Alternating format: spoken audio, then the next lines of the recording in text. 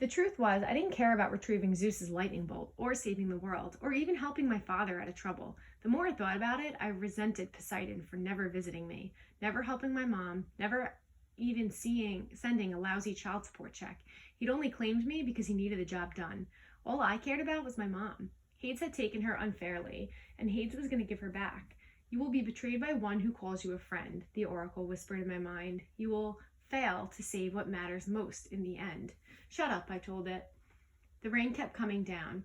We got restless, waiting for the bus, and decided to play some hacky sack with one of Grover's apples. Annabeth was unbelievable. She could bounce the apple off her knee, her elbow, her shoulder, whatever. I wasn't too bad myself. The game ended when I tossed the apple towards Grover and it got too close to his mouth. In one mega goat bite, our hacky sack disappeared, core, stem, and all.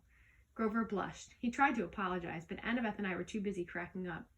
Finally, the bus came. As we stood in line to board, Grover started looking around, sniffing the air like he smelled his favorite school cafeteria delicacy, enchiladas. What is it? I asked. I don't know, he said tensely. Maybe it's nothing. But I could tell it wasn't nothing. I started looking over my shoulder, too. I was relieved when we finally got on board and found seats together in the back of the bus. We stowed our backpacks. Annabeth kept slapping her Yankees cap nervously against her thigh. As the last passengers got on, Annabeth clamped her hand onto my knee. Percy. An old lady had just boarded the bus. She wore a crumpled velvet dress, lace gloves, and a shapeless orange knit hat that showed her face. And she carried a big paisley purse. When she tilted her head up, her black eyes glittered, and my heart skipped a beat. It was Mrs. Dodds, older, more withered, but definitely the same evil face. I scrunched down in my seat. Right behind her came two more old ladies, one in a green hat and one in a purple hat. Otherwise, they looked exactly like Mrs. Dodds. Same gnarled hands, paisley handbags, wrinkled velvet dresses, triplet demon grandmothers. They sat in the front row, right behind the driver. The two on the aisle crossed their legs over the walkway, making an X. It was casual enough, but it sent a clear message. Nobody leaves. The bus pulled out of the station and we headed through the slick streets of Manhattan. She didn't stay dead long, I said, trying to keep my voice from quivering. I thought you said they could be dispelled for a lifetime. I said if you're lucky, Annabeth said. You're obviously not. All three of them, Grover whimpered. Immortals. It's okay, Annabeth said, obviously thinking hard. The Furies, the three worst monsters from the underworld. No problem. We'll just slip out the windows. They don't open, Grover moaned. A back exit? She suggested. There wasn't one. Even if there had been, it wouldn't have helped. By that time, we were on 9th Avenue heading for the Lincoln Tunnel. They won't attack us with witnesses around, I said. Will they? Mortals don't have good eyes, Annabeth reminded me. Their brains can only process what they see through the mist. They'll see three old ladies killing us, won't they? She thought about it. Hard to say. But we can't count on mortals for help. Maybe an emergency exit in the roof?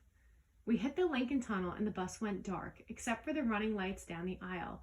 It was eerily quiet, without the sound of the rain. Mrs. Dodds got up in a flat voice as if she'd rehearsed it, and she announced to the whole bus, I need to use the restroom. So do I, said the second sister. So do I, said the third sister. They all started coming down the aisle. I've got it, Annabeth said. Percy, take my hat. What? You're the only one they want. Turn invisible, go up the aisle. Let them pass you. Maybe you can get to the front and get away. But you guys, there's an outside chance they might not notice us. Annabeth said, you're a son of one of the big three. Your smell might be overpowering.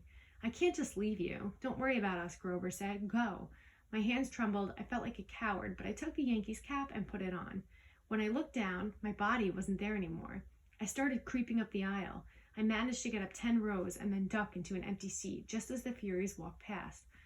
Mrs. Dodds stopped, sniffing and looking straight at me. My heart was pounding. Apparently she didn't see anything.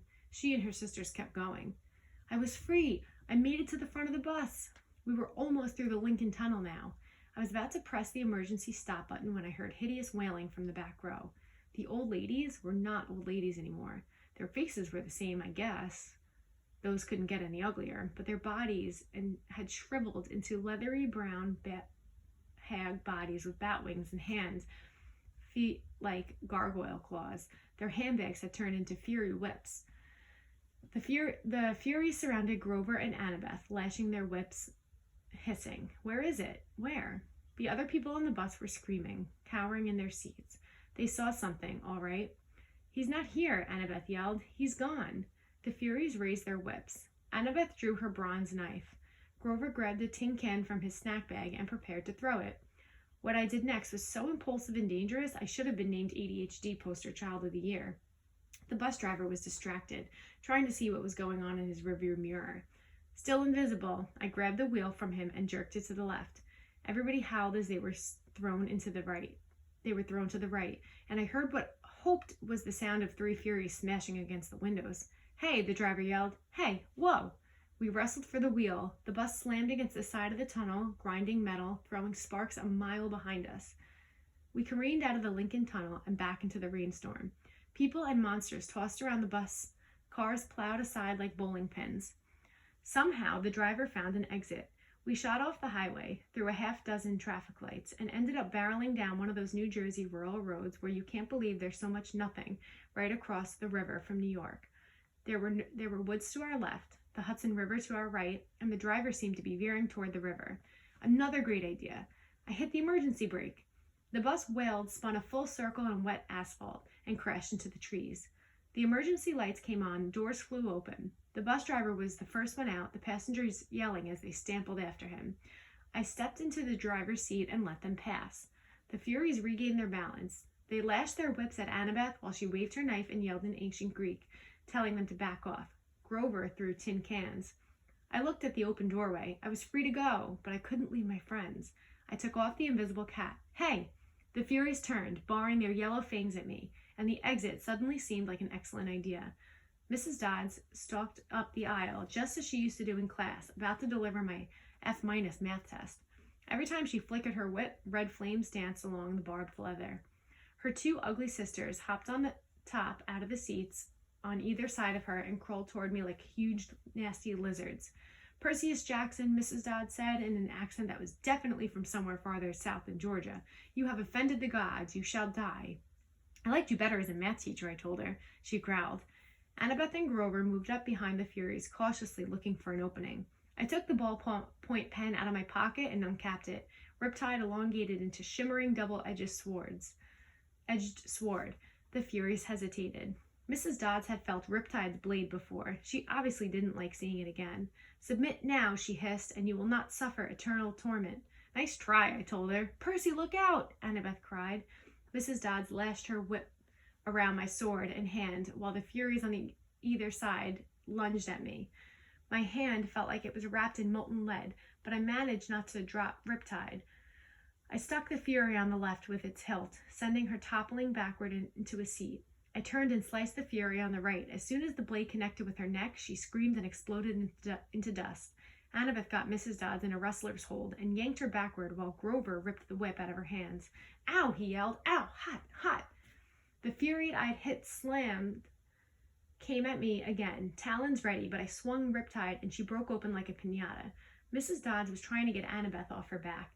She kicked, clawed, hissed, and bit, but Annabeth held on Grover while Mrs. Dodds' legs tied up in her own whip. Finally, they both shoved her backward into the aisle. Mrs. Dodds tried to get up, but she didn't have room to flap her bat wings, so she kept falling down. "Zeus will destroy you," she promised. "Hades will have your soul. Brachus, mis, vescimini," I yelled. I wasn't sure where the Latin came from. I think it meant eat my pants. Thunder shook the bus. The hair rose on the back of my neck. "Get out," Annabeth yelled at me. Now, I didn't need any encouragement. We rushed outside and found the other passengers wandering around in a daze, arguing with the driver or running around in circles yelling. We were going to die. A Hawaiian shirt tourist with a camera snapped on my photograph before I could recap my sword. "Our bags," Grover realized. "We left our—" Boom! The windows of the bus exploded as the passengers ran for cover. Lightning shredded a huge crater on the roof, but an angry wail from inside told me Mrs. Dodds was not dead yet. "Run," Annabeth said. "She's calling for reinforcements. We have to get out of here." We plunged into the woods as the rain poured down. The bus in flames behind us and nothing but darkness ahead.